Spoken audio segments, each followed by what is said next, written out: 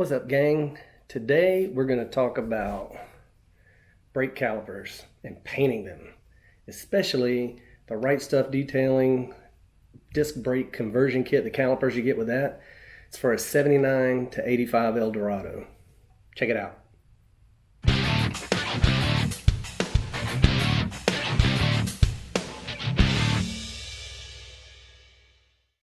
Hey gang, as you know, we're working on getting the 72 Camaro put back together. I'm using a Right Stuff detailing rear disc conversion kit for that. Now, one of the things about that kit is it comes with brake calipers, right? This one's obviously all torn apart, right? We'll get to that in a second. But it's for a 79 to 85 Eldorado. Huge shout out to Chris Craft here on YouTube. He is like the only guy who has been able to explain these things in their entirety, because it's not a traditional hydraulic piston. It's what they call a screw type, right? So it uses the spring on the back for pressure, and it's got a screw here in the back that makes the adjustment, right? So if you want a detailed description of what it's all about, check out Chris Craft's videos here on YouTube. Basically, if the piston comes out, you want to make sure that the screw is seated all the way, set the piston into the housing, into the brake caliper, and then make your adjustments from there, right? Now, we're going to talk about painting the calipers. So once you get it all stripped apart, don't take the piston out, because then you end up with this, right? That sucks. So once you get the piston out and you take the screw off of the back for the arm, the emergency brake lever arm, once you get that screw off, what I recommend is take and put something in the housing here, whether it's a 2x4 or something to help keep that piston in place, because if you don't, guess what? It pops out. So before you take that brake housing off, put you a 2x4 or something in here, take the nut off that holds the arm in place, okay? And then once you get that arm assembly off, put that screw, put that nut right back on top of it again to hold it in place, so you don't get a piston that pops out and then you got to take it, or you got to get it massaged back in there, and it's a pain in the tail. Okay, so check out Chris Craft 79 Eldorado. Check out his page. He'll tell you all about these things. Now, I wanted to paint my calipers gold, obviously, because I thought the gold was a cool looking color. And to do that, I was going to use VHT caliper paint. Now, ran into some challenges. So first thing that I did was I used Eastwood Afterblast to clean the calipers. They're brand new calipers, so there was no need to drown them in brake cleaner or anything like that. They're brand spanking new. So I used the Afterblast. Once I got it torn apart, plug up the holes, okay? Plug up the holes for the bleeder, for the banjo bolt, right? And then for, where'd the stinking thing go? Oh, and yeah, the banjo bolt and the bleeder. Plug those up and then tape off on the inside where the piston is. Tape all that stuff off. Use Afterblast, sprayed it down real good, used a rag to wipe it all off, let it sit for a while, 30, 45 minutes, so anything left would evaporate. Wipe it down again to make sure it's good and clean. Now, the first thing that I did was I used the VHT Flameproof primer, okay? Because this stuff's rated 1300 to 2000 degrees, and you know, everything I've always been taught, prime it before you paint it. So that's what I did. Followed the instructions on the can, right? Put a coat on, give it about 10 minutes, put another coat on, give it 10 minutes, and we're going to do a spray paint demonstration for you, because a lot of people suck at spray painting. So anyway, so I put the primer on it. It recommends that you cure it. So I cured it. I went and bought a little toaster oven specifically for curing my brake calipers. Cured the primer, then I went and put my caliper paint on it. First coat went on, no problem whatsoever. Second coat started bubbling and peeling, and oh my gosh, it looked like it looked horrible. It looked like it had 3rd-degree sunburn or something. Horrible, horrible, horrible. So I stripped the thing down again, stripped it back down to bare metal, just put the paint on. Okay, apparently there's something between the Flameproof primer and the caliper paint. They don't get along real well, apparently. So the primer stayed in place, but the paint was peeling off when it was put on top of the primer. So skip the primer, just go with the paint, okay?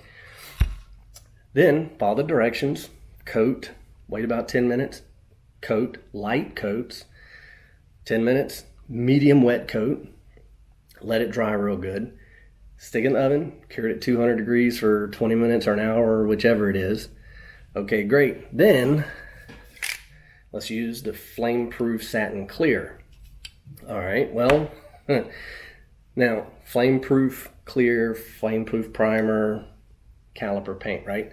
So put a couple of light coats of the Satin Clear on it. Specific steps for curing this as well. Followed those. And the reason I have an extra caliper is because this is sticky. I don't know if you can hear it, but the paint is still sticky. And dude, that was like 3 weeks ago. Emailed VHT tech support, nothing back. Haven't heard from them. And like I said, it's been 2 or 3 weeks. Tried to figure out at first if there was a compatibility issue between the primer and the caliper paint. Didn't get nothing back. Cured it, all sticky and nasty. Emailed tech support, heard nothing back. So the ones that are actually on the car, all I did was apply the paint, didn't even cure it, okay? So that's a little bit about the calipers, so you know where they come from. If you got to get pads for it, if you got to get somebody to work on it, tell them it's a 79 to 85 Eldorado. Check out Chris Craft's videos. He'll tell you all about them, okay?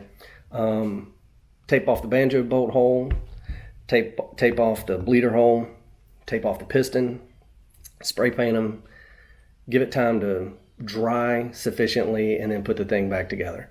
So spray painting, let's talk about that. Okay, let's talk about painting your piece, no matter what it is, if you're going to use spray paint.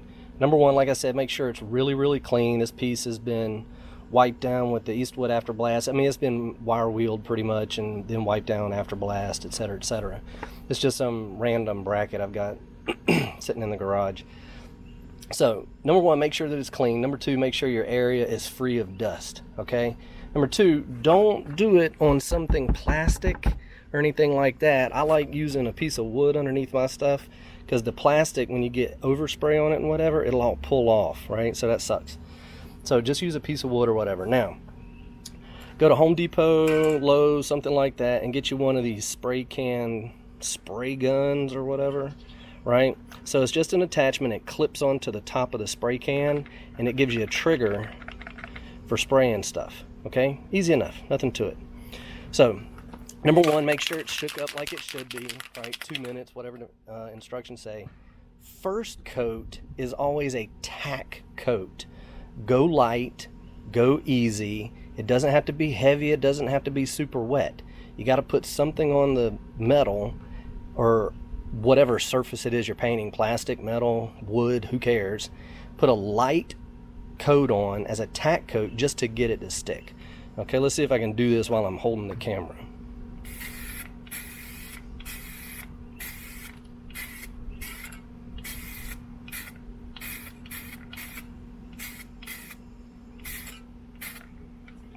Okay, and I know in the video that looks really, really shiny. That's because it is wet.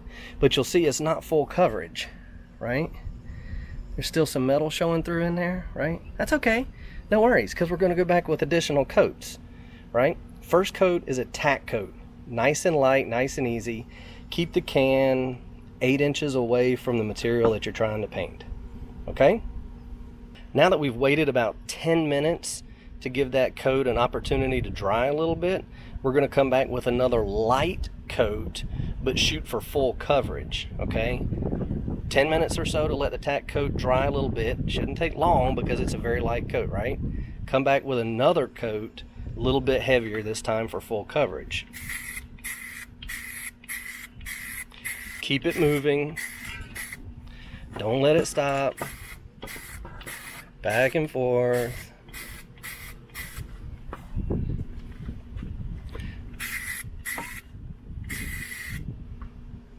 There we go. Another light coat for your second application. Now we're going to give it another 10 minutes. We come back, give it a third coat, another light coat, okay?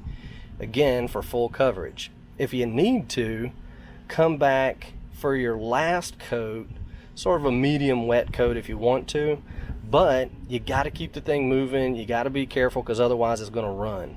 It just takes practice, right? Just like anything. While we're waiting on this to tack up, a couple other things real quick. Number one, make sure that your can is warm. Now, I'm not talking like hot, but you don't want it cold, right? If you want to get a good flow out of the nozzle, make sure the can is at least room temperature or better, right? The colder it is, the worse the flow is, so you're not going to get a good pattern on it. The other thing that you want to do is once you're done, once you've completed your prank project, you know you're not going to have to do anything else with it, turn that can upside down and spray until it's empty, right? Until you stop getting stuff out of it. Because what that does is it helps to empty the nozzle and everything, so that way you don't have to worry about clogs. So another couple of extra tips for you, and in a minute we'll see about flipping this thing over to do the other side. After we've given it about 30 minutes or an hour, this is out in the sun, so I only gave it about 30 minutes.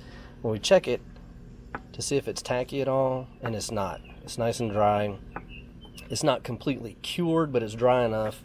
I can flip it over, and now I can worry about the back side. And then I do the same thing over again. One very light tack coat, you know, probably not even going to get full coverage on it. Come back with another light coat for full coverage, 10 minutes. Another light coat, 10 minutes. And then come back with a medium wet coat, give it time to dry, and then handle it. Keep the nozzle 6 to 8 inches away from the piece that you're working on and keep it moving.